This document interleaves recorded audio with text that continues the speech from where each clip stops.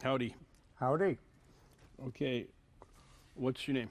My name is Igor Sikorsky Jr. Perfect. Okay, what's your first memory? Well, the first of father, well, I have to explain it this way. There was a couple called the Johnsons, and they were African explorers, and they bought in 1931 an S-38 twin-engine amphibian and an S-39, and they painted it, one of them with zebra colors, and another with looking like a leopard.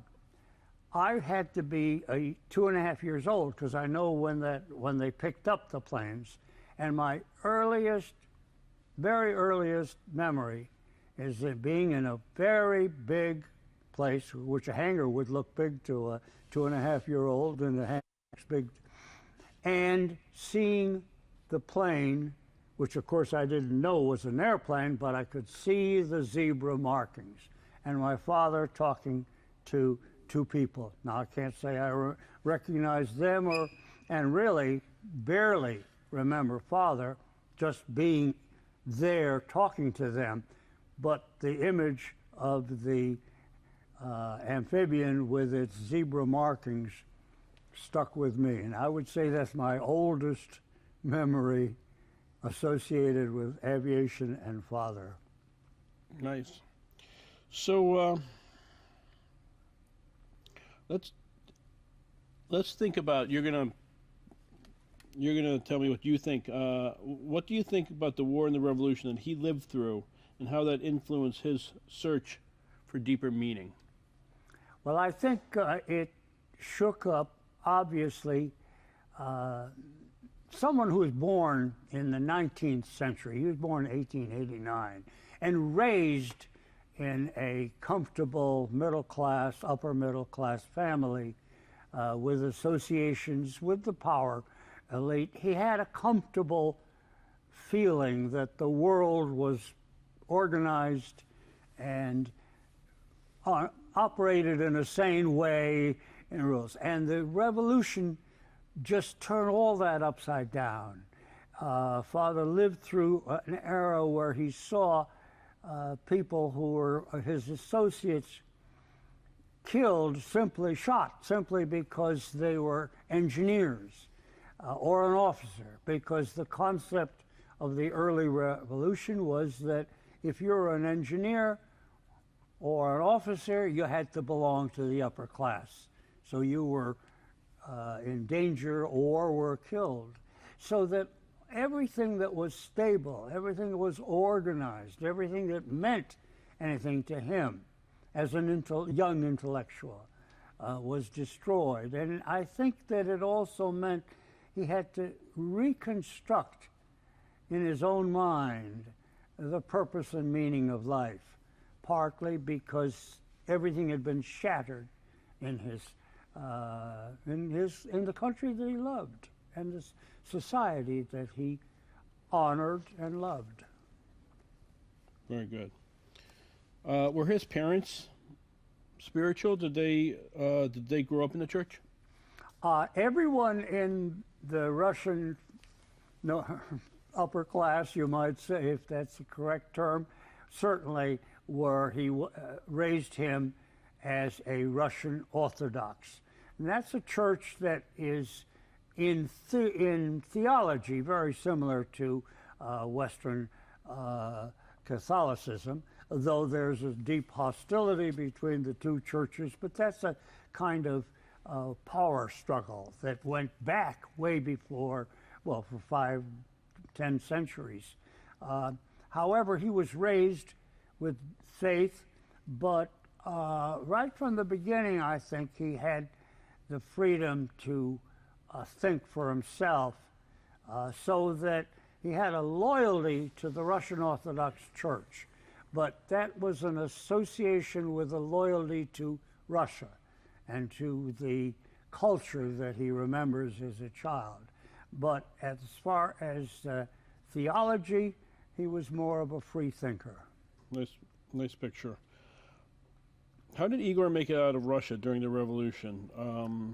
Well, in December 1917, he was in the St. Petersburg area, and there he was building planes for the Imperial Russian bomber force.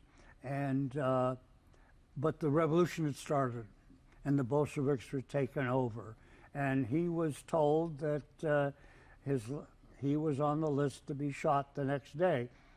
Fortunately for me, you might say, he decided that wasn't a good idea. At that time, now remember, this is in the latter months of World War I, the Western Allies were supplying Russia, trying to keep Russia in the war, because obviously that distracted German troops. So there was a steady shipment of supply boats to Murmansk.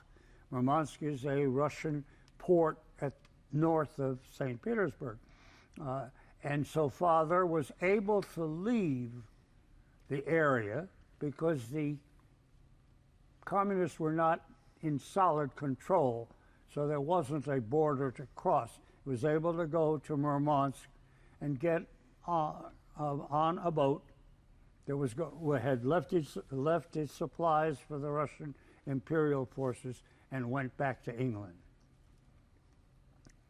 That's how I got to England. That's how he got to England, by boat. Then he went from England to Paris and started designing a bomber plane for the French Air Force, which was never built because the armistice came along in November of 1918, as you know, and that ended the war and ended also the aviation industry for some years to come.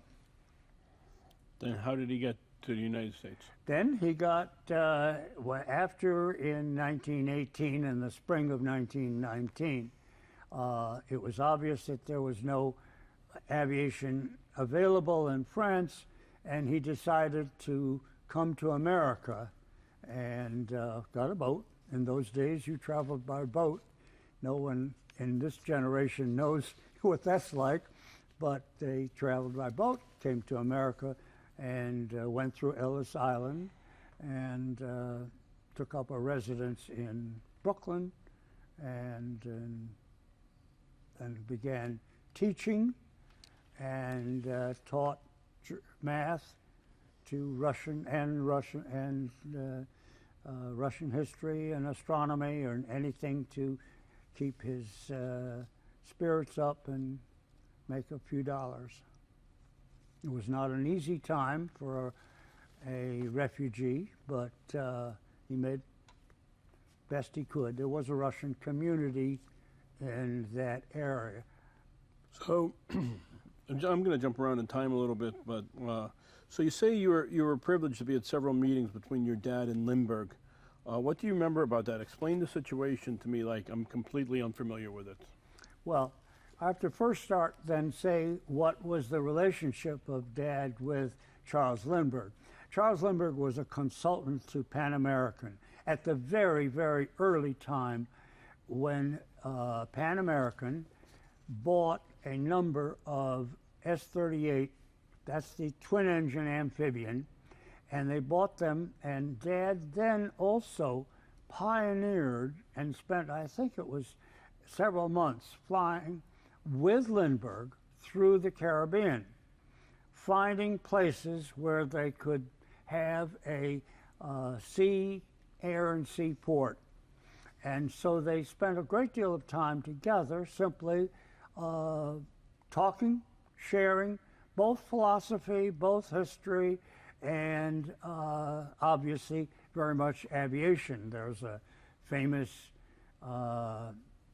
menu on which they scratched out the characteristics of the next plane that Dad was to design that would be able to fly the and pioneer the Pacific and Atlantic fleets. So he got to know Lindbergh very well as a deep friendship. Then that friendship continued through the 30s because Lindbergh was, as I said then, and continued to be consultant for quite some time for Pan American. I remember the fact that we then got to know, we Sikorsky boys got to know the Lindbergh gang in the late 30s and 40s. And I remember vividly one incident that I'll share. You know, if you've ever remember a time when you see your father acting silly, it's a really remarkable, you know, it gives a humanity all of a sudden. So one time we were boys, the Sikorsky gang and the Lindbergh gang were together. We were at our home in Long Hill, which you know the area, and the kids got into water fight with water pistols. But what was funny was the parents got involved. And Father got a water hose out and was using the water hose. And I remember vividly this scene of Charles Lindbergh, who was carrying a bucket of water, ready to blast Father with this bucket of water, and Mother running up and saying, "Charles, not in the house." So that was a memory from that incident.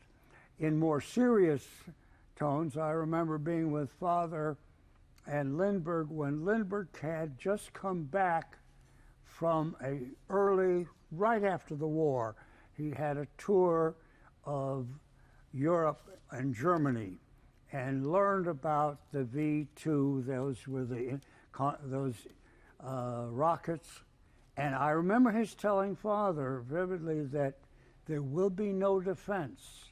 The rockets will move too fast, and they can carry a nuclear weapon, and it will change warfare completely. And so I remember that discussion, which was, of course, the first I'd heard of anything like that, and of course we've lived with that for the 50, 67 years since then. I think they also shared many discussions about what Father would call his search for higher reality, which was a spiritual, metaphysical search. And I think Lindbergh shared that as a life goal. So there were two highly trained, mechanically interested, engineering-style minds, which also could search for what my father called higher realities. That is, it's something that was beyond the five senses. Tell me more about that. Well, I think that was one of his interests, one of his moving forces. In other words, what is the purpose of life? One time he was asked to give a 200-word statement on the meaning of life. And it was clearly reflected a deep belief that birth was not the beginning and death was not the end. And I think he knew that the interval, life, was a kind of period in which we were tested to learn, to grow morally and spiritually. And I think that he saw his life as that. And it's interesting because I think at the same time, I'm convinced that Father felt a destiny about aviation and the destiny about building a helicopter. I really think that was something that was deep, deep inside him as a goal. So he could share one part of him totally convinced of the mechanical, you might say, the growth of aviation, which he was really an important part of it. I always say to people that, you know, can you imagine someone who was a teenager when he learned of the Wright brothers flying and lived to see man walk on the moon, and in between devoted his life to aviation. So and to see it come to fruition. So that in that sense, I think he lived his life and fulfilled his life. Describe your father. How did he look? How did he dress? Favorite things he'd do? Well, he wasn't interested in how he looked. And that was, he was usually polyester suits and with shirts that were 2 or 3 sizes too large, because mother was, when she was buying for him, she was convinced that shirts would shrink, so she would buy shirts 2 or 3 times as large. Appearance wasn't so important for him. And I think to borrow a phrase from Carl Jung said, you know, you should know who you are. If you know who you are, you're not worried about appearances. And certainly Father wasn't worried about his clothing. Mother would buy the suits or polyester suits from some grants or wherever they would be from, and buy shirts that were 2 or 3 sizes too big, because she was afraid that she was certain they would shrink. And so, and that was fine. Father couldn't care less about that. He did, loved his machinery, loved his cars. He was very, very fond of those. But as far as clothing or appearances, no, that was quite unimportant. That was secondary. He didn't have to prove to somebody else who he was by the way he dressed.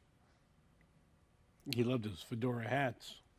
He loved his fedora hats. Well, he always had a fedora hat, and he always wore a cap. And I think that his loss of hair had something to do with that. But you could leave that one out. What about that famous picture of him and Lindbergh? Do you know the one I'm talking about? There's a picture of him and Charles Lindbergh. Lindbergh's wearing a flying cap and a leather thing. That's right. That's right. And there's another one, there's a famous one. The one I'm thinking of, though, was with Rachmaninoff. The Sergei Rachmaninoff, the composer, was standing next to Father, and Father had his helmet and goggles on. And that would be around between 1923 or 24, because they were standing in front of the S-29. So I would place that around 1924. And of course, Lindbergh was an important part of support for Father particularly in those early years. Very much so in those early years. Very nice. What kind of music? What kind of music did he like? Classical music, definitely. Rachmaninoff, most of all, I think, and very definitely a student of classical music, and Brahms, but Tchaikovsky. Russian, as you could see, was prominent, and that was part of his connection, but also a strong emotional or a personal connection with Rachmaninoff, who he knew from way back, and who helped in the early years, particularly in the early years of the amphibian era, actually, excuse me, I'm wrong about that. On the very first years in Long Island, when they built conventional aircraft, and then up to the time when he began building amphibians. How did Rachmaninoff get involved and work with him on that? Well, I think I don't know. I think there was a connection. In fact, I know there was a connection from before the revolution in Russia. The family knew Rachmaninoff then, and then, of course, the Russian Revolution, the Russian emigre community was fairly close-knit, and particularly in those first years after the revolution and their arrival here. And father had a certain prominence, and obviously Rachmaninoff did, so their paths crossed. Great.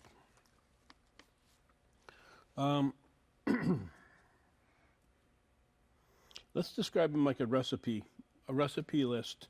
You know, part this, part that, you know, list of interests, things that made your father. What's the formula that made your father? Who was that? Well, he was a true Renaissance man. He was, as obviously you know, and as obviously history knows, deeply interested in aviation. But he also was deeply interested in religion, and we touched on that. And he was a Renaissance man. He was very much interested in astronomy, followed it, had a dedicated interest in Egypt history, knew a great deal about the famous pharaohs and about Egypt, and he also even had a hobby of studying volcanoes. Not only did he study them, he traveled to see them and flew planes and then later a helicopter over the very mouth of the volcanoes. So I would say that the interest was there. And yet, at home, he could do a lot of handiwork at home. He built a car. We had a hand-built small car, which was our go-kart, and we would, so that we were, I can remember also, we had a summer place in the 40 acres in Bantam, Connecticut, and I remember his just being there cutting a trail, so that there was a multifaceted personality, and I don't think he was ever bored for a minute in his life. There was always something to keep him interested and to keep his mind going. So I would say a multifaceted, very broad range of interests. Obviously, was also very much interested in the world political scene and what went on in Russia, which for him was then a tragic period, but one that he kept abreast of. Very nice. Did you see that his mind had limitations? Nick said, understanding the universe is where the mind falters. I mean, just tell me, what do you think his limitations are in his mind? Well, I'm probably too biased to answer that one, to be honest with you. I think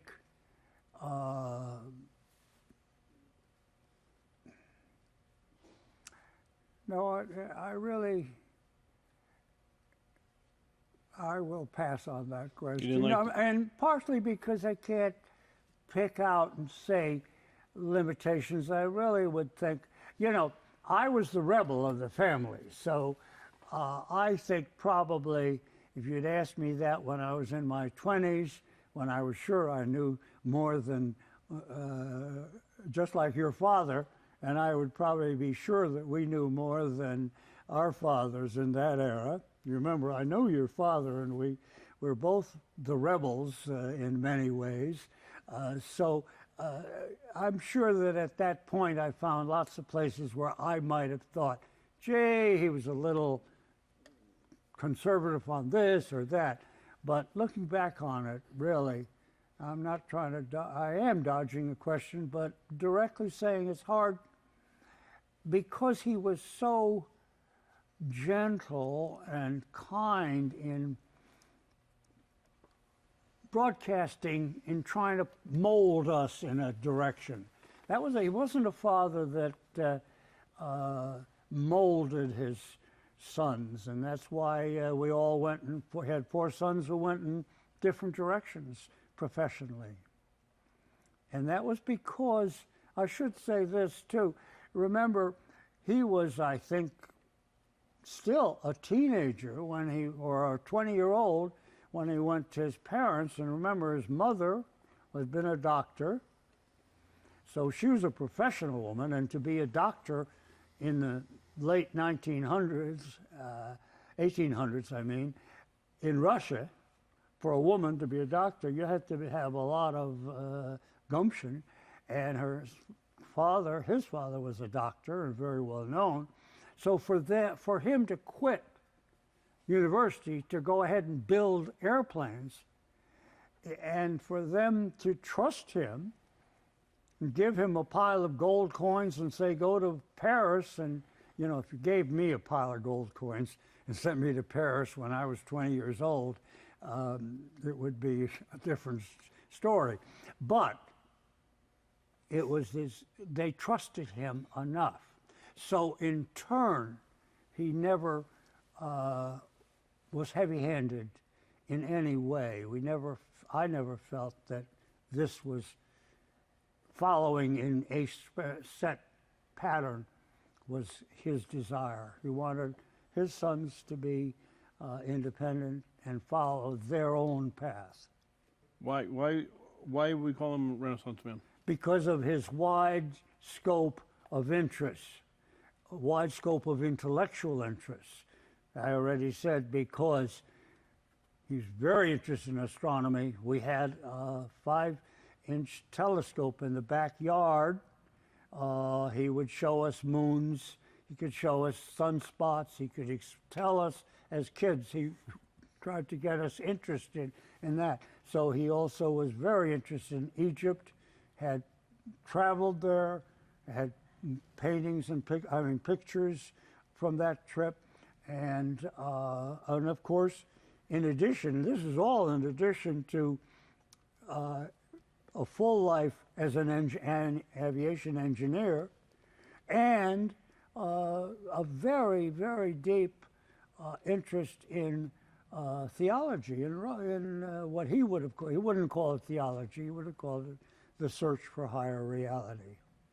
He wrote books on that, talked about that to us, but never in a dogmatic way that said this is what you have to believe, but rather in putting forth questions and directions. So that's why I think it's because of the breadth and scope of his intellectual interests that I say Renaissance man. I want you to think back on your mother for a minute and think, how would your mother describe him, and memories to go with that? My mother was born at the turn of the century, and Russian background. So, and at that time, both culturally, the woman's,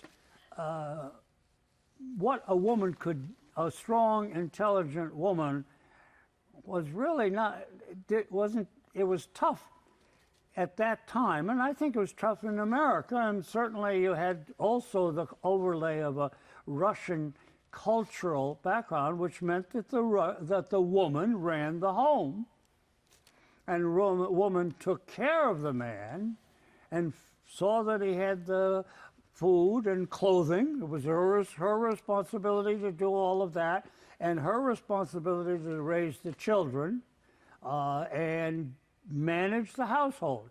And I think that was a cultural thing from Russia, but also a time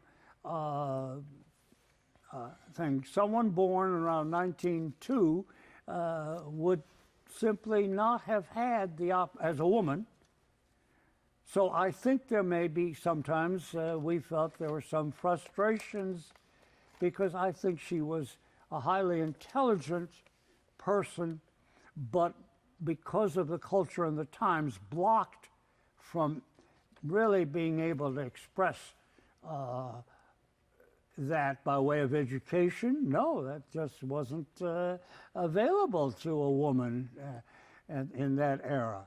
And then, of course, she was married. When she's married, then she had 4 sons. Now, raising 4 boys is a handful. Since I've got some children, I can understand how that's his full-time job. So she was strong. She was intelligent. She was probably somewhat frustrated in a role that limited her to be a housewife and a mother and a manager of the household. How do you think your mother perceived your father? Well, she was very strong in supporting him. She, particularly after his passing, she sort of assumed the role of the family spokesperson, or the strong person in the family, and I think she perceived that as her duty. During her lifetime, she may have sometimes resented his prominence, because I think she's, as I said, a very intelligent person who was boxed in by circumstances and had to be totally dependent on his interests. So that could be frustrating for someone who would be strong-willed woman. I'll go that far. But she certainly saw him as the type of person that she saw herself as her duty to take care of him. And that's an element of male-female relations that's not quite as prominent now. It started to fade in our generation, Harvey, and I think it's totally hard, particularly for women, to accept or understand that role. But that was mother's role. Mother's role was to take care of father. Very nice. So talk about his death. What do you remember about his death? Yes? Death. Well, first place, as he grew older, and in the last certainly 5-10 years, he lost sight. He had glaucoma and he had cataracts. And this was at a time when those were just led to virtual blindness. He also lost his hearing. So I remember vividly he would have a big magnifying glass and he could read very slowly with a magnifying glass. He could write. And he could speak if you were very close to him. So I would say is that he knew his brain never faltered. He was very clearly, but what happened was it was encased in a body where he hardly could hear and hardly could see. I remember his saying once, late in his life, he said, you know, if the angel of God came down to me and said, tomorrow you're going to die, he said, I would not be afraid. And then there was a twinkle in his eye, and he said, well, I might be a little bit nervous. But he said, if an angel of God came down to me and said, you will spend eternity in the body you now have, he said, then I would be afraid. So I'm convinced that he approached death with a smile. I mean that. That sounds strange, but I know that he wasn't afraid, and he wasn't clinging to his body. And I think he was convinced, absolutely convinced, that there had to be something else, because I remember him saying it would be such a waste for the universe to spend all this time on me and then say, well, that's it. So I think he was ready for death. He went very, I assume, because we know that it was very sudden. He got a stroke. He was, the night before he died, he was in the office the day before he died, dictated a letter in response to someone who had written about rescue. And I should mention this. You didn't ask it this way, but I'll mention the last letter to Dad was about a rescue operation, and his letter said something like this. He said, he dictated it. They have it on his desk because he never got to sign it. But he dictated a letter saying, I had always dreamed that the helicopter could serve to save people, serve a humanitarian purpose to save people's lives. And I've been blessed to see this come true. And he says this in the twilight of my life. He said, and so it was a complete life. I think it was, he did what he was sent to do. I'd almost say that. I'm really convinced that there was a purpose and a meaning to his life, and he finished it and was prepared to go. Definitely no fear. Well, outside of aviation, in terms of spiritual exploration and examination, what is his legacy? Well, his legacy, he's written a number of books on the Lord's Prayer and on something he called The Mysterious Encounter, which I think you've discussed already. I think his legacy was that it was an important consideration. I think one of his chief legacies was to try to reconcile both reason and faith. He had a deep faith, but it didn't mean that he had to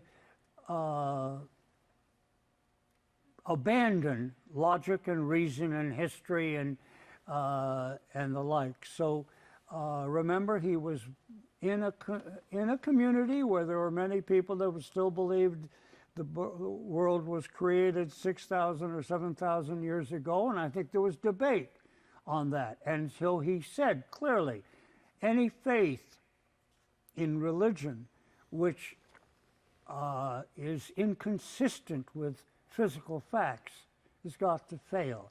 So I would think one of his legacies is the search to reconcile reason and acceptance of logic and things like evolution and the history of the world and the planets, and reconcile that with the importance of the individual and the individual's search for understanding and meaning in a sense of where we seem to be very, very small little specks in time and in space in a vast universe and 4 billion years of time, and yet the individual still is very much the center of the search for higher reality. Very nice. Does he have a request for us? Does he have a request for us as human beings? What would he ask us today? Think, be kind. It makes a difference what you do with somebody else. I think he was one of the most gentle, polite, kind persons.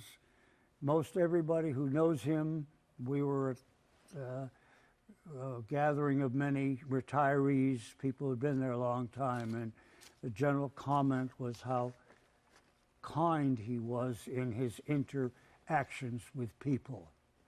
So I think he would say you start there.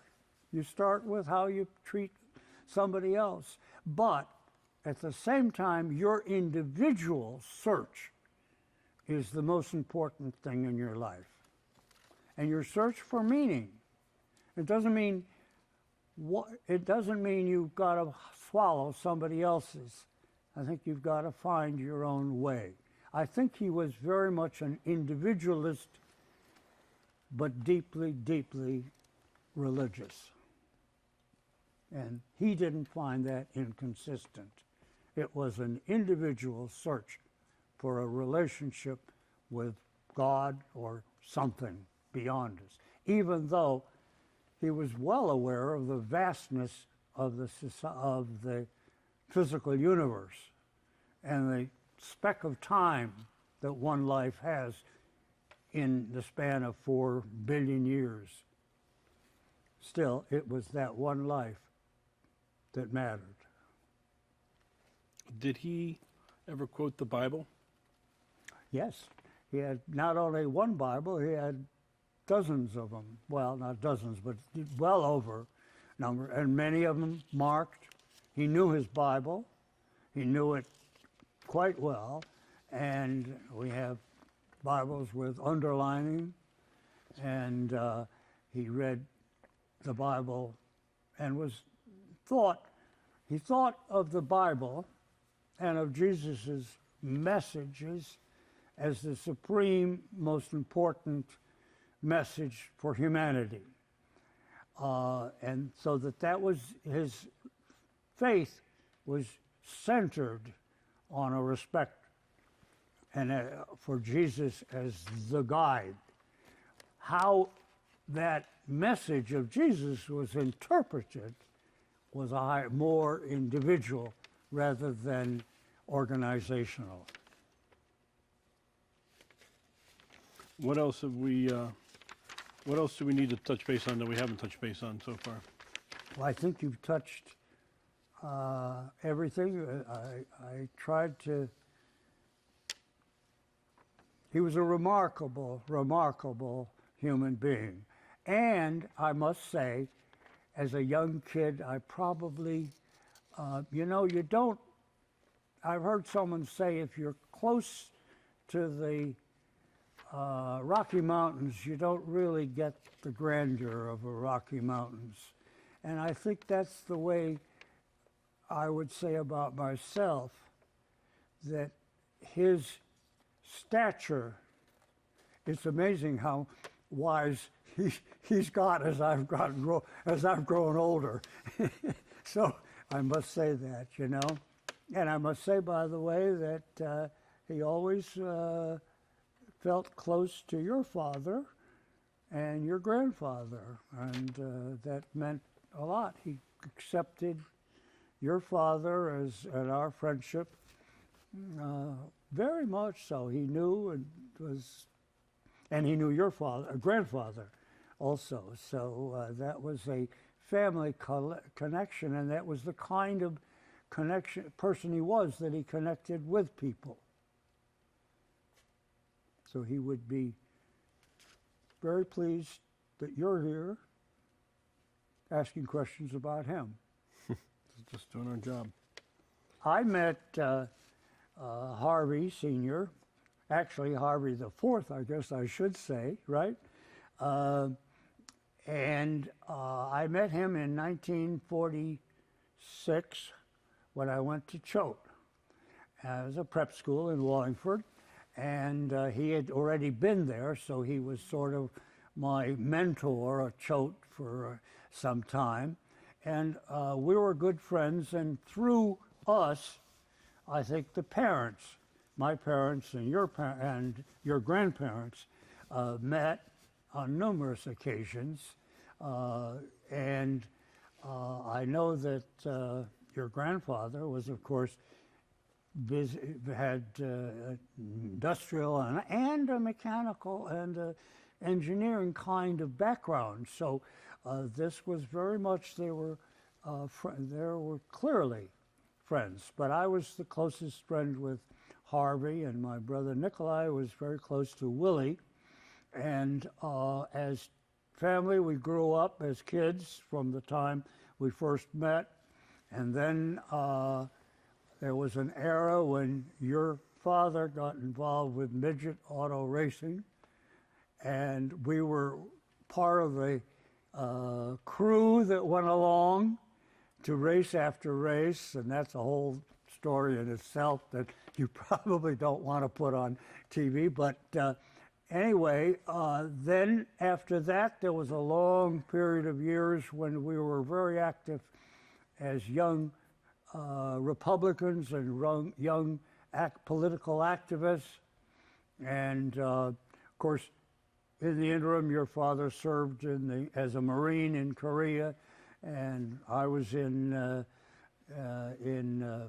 Austria in the Air Force, and then it was all of the time. So I would say would be one of the, if not, well, one of two or three friendships that lasted for so many, literally 60, 70 years. And that's how we met, though. We met in prep school and just continued a long, very close friendship. And in fact, your aunt, Elizabeth, was my first person that I fell in love with when we were teenagers in Long Hill. We never dated, but I thought that was one heck of a gal, so I remember those eras with some warmth. Now, you don't have to put that out. You can cut those out, I hope. So I remember my my dad and my uncle would take the race car, Yeah. the midget race car, and put it into the elevator at nighttime when the factory was not as active. Yeah. And they would bribe the night watchman or just tell the night watchman not to say anything, and they would go up and retool the race cars, and then you guys were out with the race cars again on the weekends. Yeah. And you know, there's a funny story about that too. My mother knew that your father was doing this. And of course, you remember he changed his name. It was Wynn. He was Early Wynn.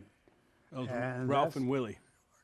Oh no, it was Ralph and Willie. Yeah, Ralph and Willie, yeah. Ralph and Willie, because they didn't want to be known as the Hubbles when they were doing it. But oh, they wouldn't do it as Hubbles. And my mother knew that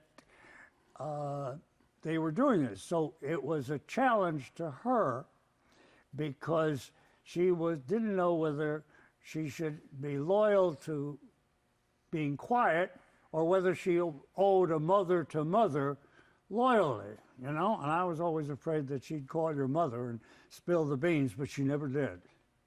And so that was a part of our childhood. So the connection was there in many different ways between our families, and certainly between me and your father, were so many different ways we interconnected. they didn't have a very good racing career because they had to change their name for publicity's sake. So they called themselves Ralph and Willie. But one time the radio announcer called them Seldom and Never. The Wynn brothers. Well, they Seldom were, and Never. and remember they had their favorite, Johnny Rice, and another guy who's there. Two of those guys were the ones who usually won, one or the other. But yes, that's Seldom and Never. I didn't remember that. I didn't know that story, but that's good. You served on the board here with my father. Well, I didn't even mention that, but he served together with me as on the board of directors for many, many years. He was a very strong supporter of that. And then, of course, the trips to Poland, the whole balloon effort, and the Kosciuszko effort to get a Kosciuszko exhibit here and so forth. So it was a interaction that we had as long as I can remember, and as deep as any I've had. Probably the closest, because it continued. I have one or two friends from that era, but the one with your father continued in different. Talk about Renaissance. We were, just think about it, prep school, politics, and ballooning, and an air museum. So all of these are different facets of life that we shared. Yep. Do you want to talk at all about the Lord's Prayer? I've already mentioned that. I think this is in there, and I may be repeating myself, but I would say Father's was dedicated to a search for some, what he called search for higher reality. There had to be some purpose in our lives, and that purpose was to grow spiritually and morally, and that was central to his thinking. And it wasn't in and he saw Jesus' message in the first century as central to something, as a message of a higher of where we should be thinking. But there was never any, but it wasn't tied to any specific creed or any specific theology. He created his own. Do you want to talk about the invisible encounter? Anything you want to mention on the invisible encounter? I think that was covered, but I would just say that the invisible Father, well, let's go back and say that, remember, Father's thinking in the invisible, and it shows very much in the invisible encounter, was dominated by the fact of the presence of communism as an atheist force and as an authoritarian atheist force in his beloved Russia. And therefore he was always, I think, and yet he believed in a benevolent universe. So this was the clash of what underlying thought. Here's a person who believes that the universe has an ultimate benevolent governance, purpose, and yet he was seeing rampant evil in his own beloved country. And I think that the search for evil, or the purpose of evil and the purpose of how to oppose it, dominated his thinking in politics and also in theology, because he had to try to reconcile a belief in a benevolent universe with what was going on in his beloved country. So I think it was a reflection. And also, you might say that, remember, he lived through the most turbulent century in human history. He would say more people were killed arbitrarily and for their belief in the 20th century than in any prior time. And so that reconciling himself and his belief in God and in a creative universe created by him had to be struggle with the reality of evil in the world as it was acted out, and particularly since it was acted out in the very place that he loved so much. Who do you think is the most important people to see this film that we're making?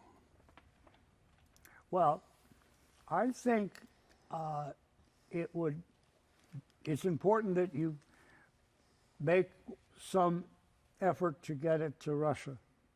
That may sound strange to you, but I think the Russian people are hungry for the spiritual side of Father, and also hungry for knowledge of Father, because for the communist era, he was simply blocked out of the, he didn't exist, even though they recognized the airplanes that had been built. But there was a Russian historian I met who wrote a thick book on the history of, he called it Soviet aviation. He had one paragraph in there that mentioned Father's name. The day the book came out, the KGB showed up and took him to Siberia, and he was sentenced because he mentioned the name of Igor Sikorsky. That was the Stalin era. Cost him 5 years. Yes. And when his wife, this author's wife, said to her best friend, how could Stalin have let this happen? The next day she went to Siberia and died there. So that's what the author told me. And then gradually that warmed up, even in the Soviet era. They began to recognize his name. But since the fall of the Soviet Union and the fall of the communist regime, then there were two strong movements in Russia. One is to bring back the names of the immigrants, and Father's one of the key ones that they tried to resurrect. I think it's a way of saying that is something in their pride. And also, of course, bring back religion, which has come back very strongly in Russia. And therefore, Father's name and this video, I think, can be useful, can be helpful there. Well, I think the American people and the Russian people both can learn about each other and Yes. find out we're very similar. I've always felt that, and I think Father's name, respected in America, respected in Russia, and respected in the Ukraine, might help ease tensions to the extent that it can just say, yes, they did get along, they did survive a long, dark period when they weren't talking to each other civilly during the Cold War. But your father's brain wants, your father's brain is the kind of mind that wants to go into the other part of the universe, where it's thinking about bringing peace. His invention was about bringing peace, rescuing people. Yes. So your father would also want these countries, Russia, which he loved, and America, which he loved. Absolutely. The United States, which he loved.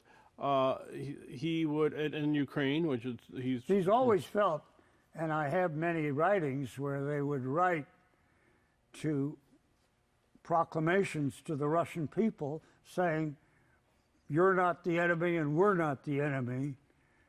It's the system that is our enemy, but not the people. And I think that's something that I'm personally very much interested in promoting. And that's why I think that you can edit one of these for Russia and be paid for it, which is a good, fair thing. We could get behind it on, on Let's see what peace we can do. with people who have those beliefs. Yeah. All right, what else? We're going to talk about the Lindberghs, right? In detail, like... They were very close friends. They spent a great deal of time together, particularly in the amphibian era. That would be between 1929 and 1939. And at that point, they conferred, they talked philosophy, they talked religion, but they also talked about aviation, the history of aviation. One thing that I don't think we have mentioned up to now is that the great problem in 1931 and 2 and 3 and 4, how to design a plane that could carry passenger load, commercially fly the Atlantic. Now, we take that for granted now, of course. But at that point, it was a dream. And Father and Lindbergh talked about it. I have exchanges of correspondence where where Lindbergh was persuading Dad that the amphibian, because of its limitations, would be supplanted by land-based planes. But at that time, just think, in 1934, 35, there were not a single plane could fly the way Lindbergh did, but that was a special solo flight. What they were talking about is how do we get a passenger service from here to London? And Father in 1930 made a wild prediction. This was in there, you'll see it in there. He said in 1930, he predicted that in 50 years, by 1980, there will be at least 2 planes leaving London flying to New York. So like many of Father's predictions, that was conservative with what happened in the aviation industry. But it's important that the two of them spent a lot of time thinking about how you can design a passenger plane, something that economically can carry 30 or 40 or 50 people across the Atlantic. And that was what they ultimately happened. But it took, that was their dream. And that was the work that they worked on and designed for that. Quantum mechanics. Oh, okay. That's right. That was a big thing of his, like heck. No. Well, and the one we're living I in. think that quantum mechanics and all of the new physics would be very much in line. He would understand that quickly.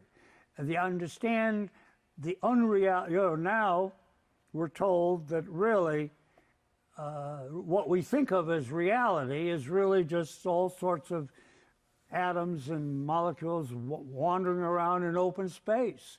Doesn't feel that way, does it? And that's a concept. And also we're told that in modern physics that time is not what we think it is. It's not this linear path. And so that would fit with his thinking. He would understand that even though he wasn't educated in quantum physics and all of the experiments with time, which they begin to do, but quantum physics says that what we think is reality is really an energy flow. And there's a lot of evidence now on that physically. But it's like Einstein's theories took 30 or 40 years till they finally could prove some of his theories about gravity. And so I think Father's philosophy totally understood the concepts that are still in physics, which are way beyond our understanding. But it's important that we do understand those. And Father would understand the unreality of what we think of with our 5 senses, and we think if it isn't visible or feelable or hearable and so forth, if it doesn't relate, if it isn't picked up in our 5 senses, it isn't real. And he would not accept that. He would say there is a vast reality beyond that. And our goal is to find a relationship with that higher reality. Just one last thing. Don't you think that he came from, also the fact that they came from a bunch of, he grew up in Russia, and he came to the New World, to the United States, and he had different opportunities, and he was able to take what he knew. Able to take what he knew, and I think probably he would have been a different person if there'd been no revolution, and Russia had continued. There had been no World War I. Who knows what, maybe all these monarchies might have survived. I don't know.